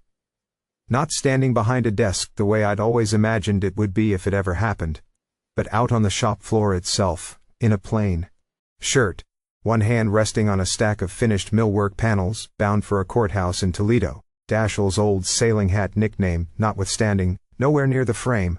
No chair anywhere in the composition, though I don't think anyone looking at that photograph in 50 years will have any particular reason to know that a chair was ever part of the story at all. It's scheduled to go up on that wall next month, in the empty space that's been waiting for it since 2004. I've decided I'm finally ready to let it hang there, gaps and all, the same as the two beside it. Imperfect men, photographed at a single moment, standing in for entire decades neither photograph could possibly contain. Second. A last word on the 11 feet. People ask me, more often than any other single question, what it actually felt like. Not the strategy of it, not the legal aftermath, but the specific physical sensation of walking those 31 feet across the boardroom that Thursday morning, after 3 years of not walking anywhere at all. I've never had a satisfying answer, because the truth is, I remember almost none of it as sensation. I remember the door making its particular heavy sound. I remember the exact grain of the conference table under my palm when I finally reached the far end of it, and had to steady myself for a moment before I could hand the corporate secretary that revocation document. I remember Vivian's hand, flat and unmoving on the deal deck. But the actual 31 feet themselves, the mechanics of one foot going in front of the other, the muscles I'd spent 7 secret months rebuilding finally. Doing, in public, exactly what they'd been quietly practicing to do in a guest bedroom, with Concepcion counting behind me. I don't remember any of it at all. I think the body, when it finally gets to do the thing it's been forbidden from doing for so long, simply doesn't bother storing the memory the ordinary way. It just does it the way water finally does what water was always going to do once you take the dam away. And it doesn't pause afterward to ask you whether you'd like to remember the moment the river started moving again. What I do remember with total clarity is the 11 feet in that upstairs bedroom, over and over, dozens of times, a distance so short it would have taken me under 2 seconds to cross when I was healthy. And that took me, in the earliest weeks of that secret recovery, nearly a full minute of shaking, sweating effort each way. I remember Concepcion's voice, counting in 2 languages, depending on how hard she was concentrating. I remember the particular texture of the bedspread under my hand on the days I didn't make it all the way to the window and had to sit back down on the edge of the bed instead. And I remember, more than almost anything else from those 7 months, the specific quality of the light coming through that window. At 11 in the morning, on the days Vivian was at the plant, pale, indirect, a Michigan winter light that made the whole room feel like it was underwater. The same underwater feeling I used to blame entirely on the disease, and that I now understand, at least in part, I associate just as strongly with hiding. 11 feet. 31 feet. I've thought more than once about the strange arithmetic of it. That the private, secret, nearly impossible distance came first, small and unwitnessed, and the public one came after, longer and watched by 11 people who never made a sound. I think that's true of almost everything that actually matters in a life like mine turned out to be. The real distance is always covered first, alone, in a room nobody's watching, long before anyone else ever gets to see you finish it. Concepcion still keeps that spiral notebook, the one she gave to Marsh as evidence, and that the court eventually returned to her after the trial concluded. She showed it to me once, this past spring, sitting at my kitchen table with 2 cups of coffee between us. Coffee now, not juice. I've never been able to go back to juice at breakfast, not once in 2 years. And she opened it to the very first entry, dated the week she started counting, 11 feet, twice, and then the very last entry, dated a few days before that Thursday in September, by then nearly 200 feet at a stretch, up and down the back stairs, no railing required. She didn't say anything, as she showed me. She didn't need to. Some things, once you've written them down carefully enough, simply speak for themselves, the way the truth generally does. Eventually, if you're patient enough, and stubborn enough, and lucky enough to have one person standing behind you counting the whole way. I closed the notebook for her gently, and slid it back across the table, and she put it away in her purse the way you put away something ordinary. Not precious exactly, just necessary, the way you'd carry a house key. Neither of us said anything else about it that afternoon. We finished our coffee, and talked instead about her grandson's classes, and the koi pond, and whether the finishing department needed a new supervisor before winter. And it struck me, watching her across that table, that this, 2 people who had once shared the single worst secret either of them had ever carried, now simply drinking coffee together on an ordinary Tuesday, talking about fish and grandchildren, was itself a kind of ending worth having. Not a dramatic one. Not the kind you'd put in a courtroom transcript or read about in a headline. Just 2 people, still here, still sitting at the same table, 11 years and 2 more besides, with nothing left between them anymore that needed to stay unsaid.